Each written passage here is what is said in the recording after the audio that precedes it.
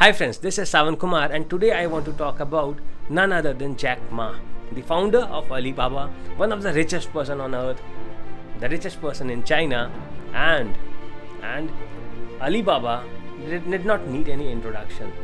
A company that is bigger than eBay, Amazon combined, a company that does transactions that are huge. So we all know of Alibaba and we all know of Alipay. Now let us understand, let us know what he does or how he did what he did. That is what we talk about in this particular session, how he did what he did. But for Jack Ma, I especially want to talk about his failures before I talk about his success.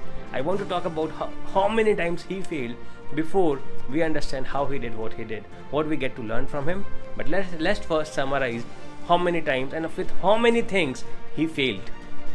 And trust me guys, I was not able to remember everything of the list of his failures, so I'll have to read it out possibly. In his early childhood, he failed thrice in his primary school examination.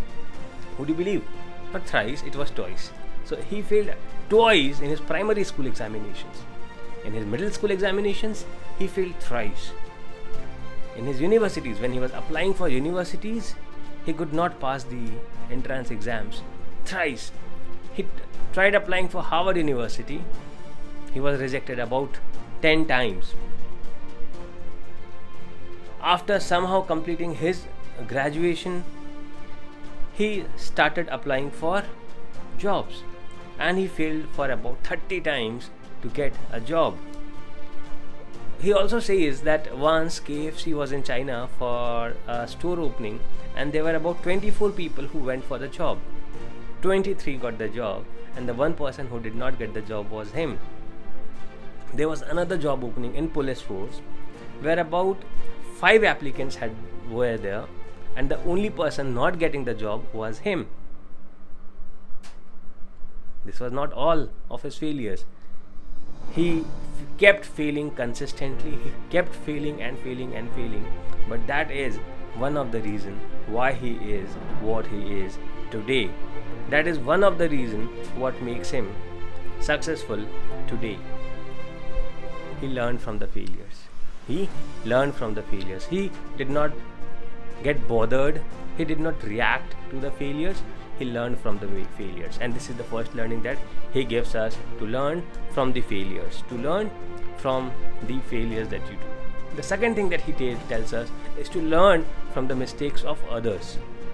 Learn from the mistakes of others.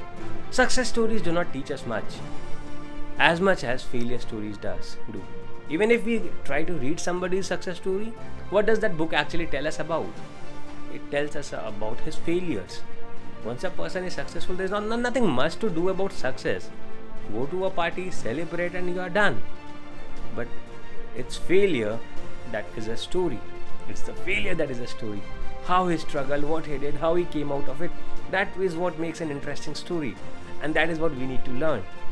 We need to learn from other people's failures. We need to learn from other people's mistakes so that we do not repeat the same mistakes or same failures that they did. This saves us a lot of time, because doing wrong things or doing mistakes is inevitable.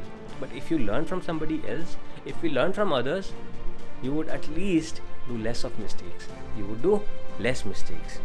Next thing that we learned from him is be the first person in this room to say a yes. Most of us, most of the times, wait for other people to say a yes or a no, and we try to follow him. This has happened with most of us in our schools, in our colleges, and in our professional life. We wait for somebody else to take the lead. But what he says is, be the first person to say the yes.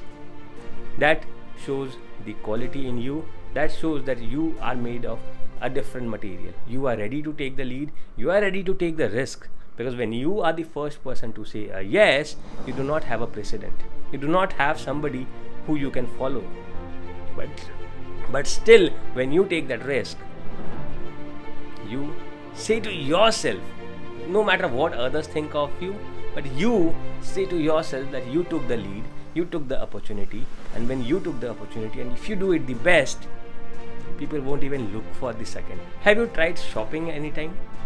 And if you liked something at the first time, first instance, no matter how many things you look after that, you would never like it as much as you liked the first one. You would, no matter what, no matter after how many days or after how many things you have seen, your mind will keep going back to that first one that you liked. So be the first person to say a yes. Respect your competitors. He always says respect your competitors. If you are in school, if you are in college, or if you are in your business, no matter at what stage of your life you are in, always respect your competitors. Do not be angry, do not get irritated, do not get frustrated, do not do anything that does not show respect to your competitors. Because if they are your competitors, they must have been doing something right, that they are better than you possibly. And that is why you want to be like them, or you want to be better with them. And when you compete with them, you cannot fight always with them. You have to learn from them. You have to learn from their mistakes, how they did what they did, how they did good things and what wrong they did, and that is how you can get better than them. So respect your competitors. Challenges and opportunities. This is one word that completes the other. Challenges. So whenever you see challenges, or whenever you see an opportunity, there will always be a challenge behind it. Whenever you see a challenge, there will always be an opportunity in front of it. So do not get afraid of the challenge, or do not get so lured of the opportunity that you forget about the challenge. I'm not saying you to get afraid of the challenge, to be scared of the challenge, and to not take any opportunity because of the challenge existing there. But yes, it's okay to have a challenge, and have to understand that whenever there is a challenge, you also have an opportunity. And whenever there is an opportunity, you have to have a challenge over there. Be ready to fight. Be ready to face the challenge. And there's one more thing that he says. 2000 years back, the challenges were there.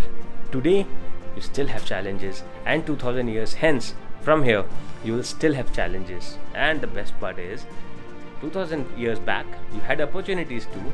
Today, again, you have a lot of opportunities. 2000 years from here, you will again have a lot of opportunities. So, you'll always be having challenges, we'll always be having opportunities. So, we do not need to keep complaining about the challenges, rather focus on the opportunities and work on getting bigger and better. And the last thing that he also says is, do not compete or complain. Compete and complain, two similar kind of words, but we always do that. Do not compete with somebody else. Do not complain about somebody else. If there's one person that you should be competing with, is you yourself. And the one person that you should be complaining about is again you yourself. To yourself is what you need to do. You have to compete with yourself. You have to complain about yourself to yourself, so that you get better the next time. You become better the next time. So this is a small story, I would say, a small learning that we get to learn from Jack Ma. Have a good day.